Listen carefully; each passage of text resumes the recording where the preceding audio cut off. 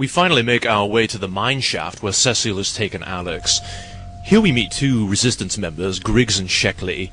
I really like these guys a lot. These two make a delightful pair, and their dialogue is quite humorous. In the game's developer commentary, these two are compared to Laurel and Hardy, and I think this is a very apt comparison. Griggs is not terribly bright and is somewhat nervous, yet at the same time he's good-natured, whereas Sheckley is serious yet competent and is a little irritated by Griggs' constant mumblings. To me, they resemble a mismatched pair of police officers, but I'm sure this typical comedic pairing is like a lot of fictional partnerships. What I like the most about Griggs and Sheckley is that they have names and very specific personalities. We've met other Resistance members up to this point that have had names, such as Leon, who gave us the scout car on Half-Life 2, and Odessa Cubbage, who... he didn't really do anything, but he did give us that rocket launcher. Resistance members up to this point have been for the most part disposable, but Griggs and Sheckley give them a more human face that we can empathize with. They even fight alongside us without actually hindering us, which is the first time I think this has occurred with the Resistance members, and I'm thinking specifically of the squad members from Half-Life 2 who constantly blocked doorways and were more human shields than partners. This major battle against the swarms of Atlines after Cecil's Vortigaunt companions arrive is one of my favourite parts of the game. The action and frantic pace is terribly exciting, of course, but what I like the most about it is the song that occurs during the battle. I believe the song is called Vortal Combat, but I simply refer to it as its file name of VLVX Song 22. Kelly Bailey, I think, has scored another goal in composing the soundtrack to Episode 2. His distinctive music is the perfect accompaniment for the action, and runs the entire emotional gamut from intense excitement to fear and sorrow.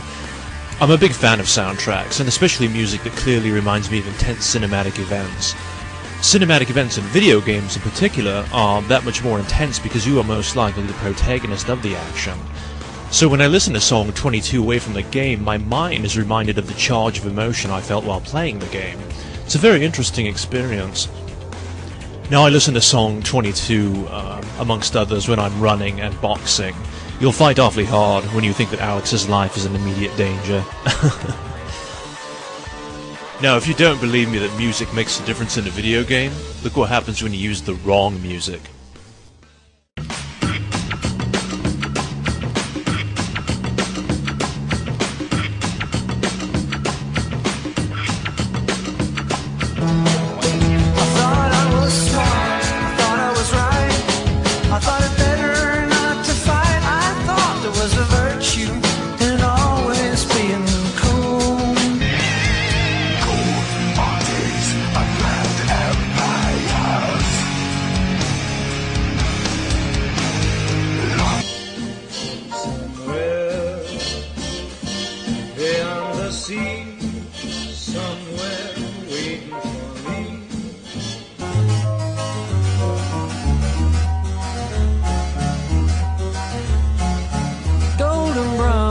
Texture like sun lays me down. With my mind she runs throughout the night. No need to fight, never a frown with golden brown.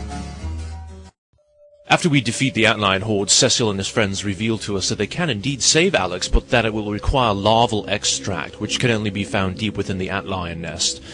We set off with Cecil into the dark. In Episode 1, we for the first time fought cooperatively with another NPC, Alex, for lengthy periods of time. This ability has been expanded greatly for Episode 2, for not only do we fight alongside Alex again, but also Griggs and Sheckley, and now Cecil the Vortigaunt. During the Atline battle, Griggs, I think it was Griggs, refers to the Vortigaunts as slugs. Indeed, the texture of the Vortigaunts has changed since Half-Life 2. Whereas before their skin was rough and perhaps even a little bit scaly, they're now rather smooth and shiny. I've read descriptions of these new Vortigaunts calling them slimy, but I personally do not think this is at all the case. They're simply smooth. It's not like their skin is constantly excreting mucus. At least that's what I want to believe. As it turns out, Cecil becomes our companion for nearly half of the game. I don't think we could have possibly asked for a better friend than this chap. Cecil is an extremely adept fighter, using both his vortal electrical attacks, but also close-quarters combat when enemies approach near enough. Cecil is very wise and intelligent, and his remarks about different things along our journey give us some intriguing insights into Vortigaunt's and Cecil's personality. One of my favourite remarks is when you enter this room at the top of the deep mine shaft to find a burned corpse sitting peacefully in the chair. For the poignant sea, an eternity's repose. It brings peaceful thoughts, does it not?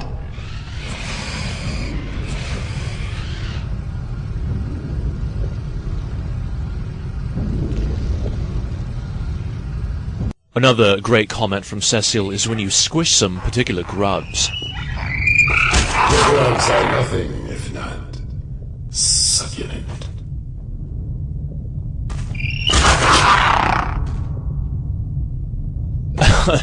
This remark seems to indicate to me that Vortigaunts actually eat these creatures, and as we do find out a little bit later on from Cecil himself, this is probably indeed the case. Oh, here's a clip of me fulfilling the grave robber achievement, that is, stealing a grenade out of the hands of a zombine. Yoink! Not too shabby, I think, considering I don't have a crosshair.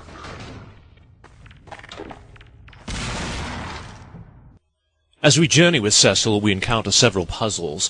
I do like the fact that the developers choose to throw in these occasional puzzles at opportune moments in order to give us a break from non-stop shooting. I mean, Gordon was a PhD long before he was a killing machine. It's good to know that he can still use his mind as opposed to only his muscle. Unlike real life, this is a video game, and I don't want to solve every single problem I have with a gun.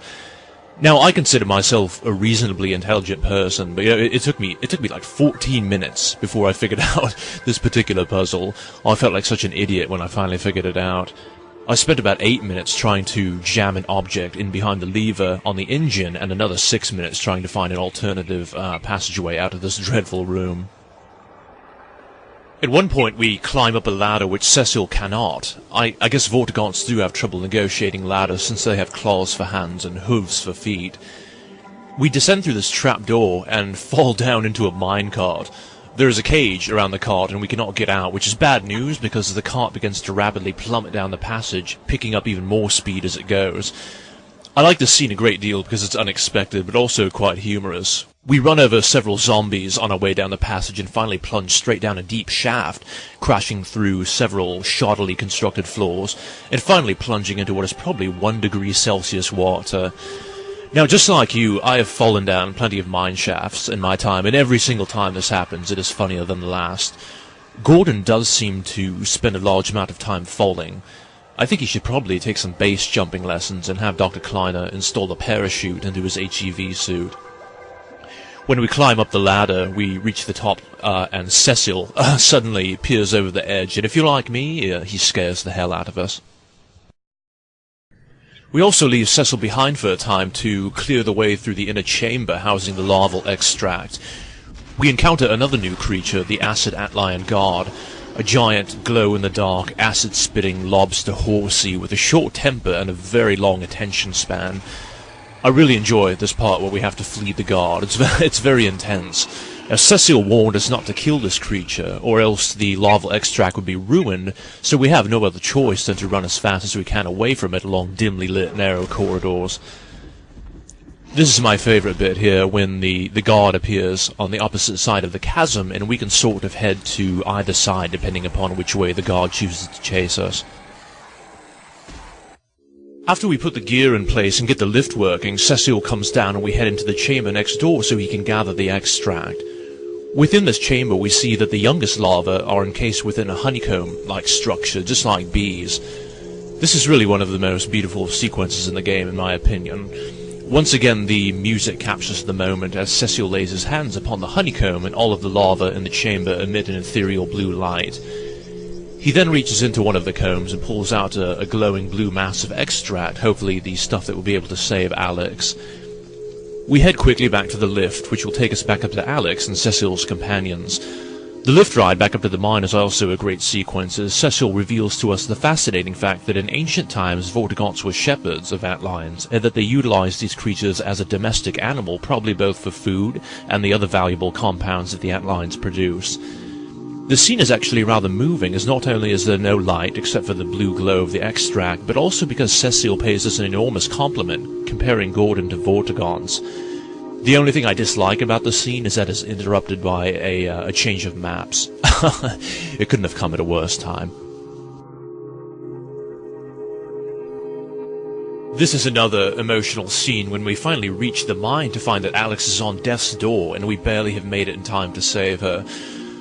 One of the Vortigons crushes and then eats the larval extract, which allows them to access the vortessence. This is a very powerful, mystical scene reminiscent of a seance or a Native American healing ceremony in which the holy person or people chant in order to enter an altered state of consciousness in which they may heal not so much the broken body but the spirit of the injured or ill. I think in the case of the Vortigons, the process is a bit more what we would think of as scientific rather than mystical. I believe that what they refer to as the vortessence is simply their ability to exist temporarily in a slightly different physical plane that is superimposed over our own existence, a physical plane into which they're able also to draw Gordon for a time. Now I hope you're following me here, because there will be a test on this at the end of the commentary. The effect of the Vortigon placing his hands over Alex and her clothing and skin becoming transparent or invisible, revealing the flesh and bone beneath, is utterly remarkable and beautiful. To me, this is probably the single most stunning effect in episode 2. But just like all of the most significant events in Gordon's recent life, this one is also interrupted by an old acquaintance. Dr. Freeman. I realize this moment may not be the most convenient for a heart-to-heart, but I had to wait until your friends were otherwise occupied. There was a time they cared nothing for Miss Vance, when their only experience of humanity was a crowbar coming at them down a steel corridor. When I plucked her from Black Mesa, I acted in the face of objections that she was a mere child and of no practical use to anyone. I have learned to ignore such naysayers when quelling them was out of the question.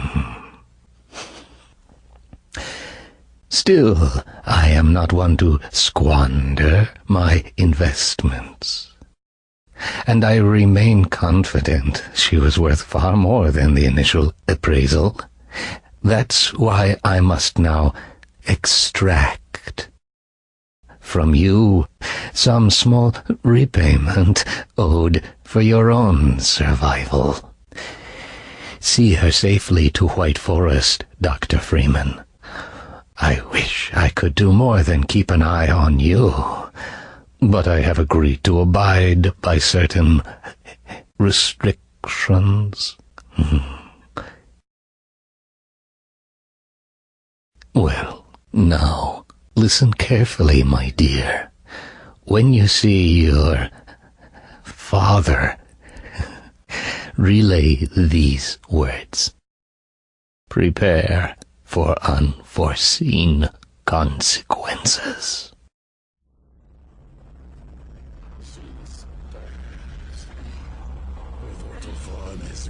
Now, I let this scene play through in its entirety because I never tire of watching it, and I suspect that neither do you.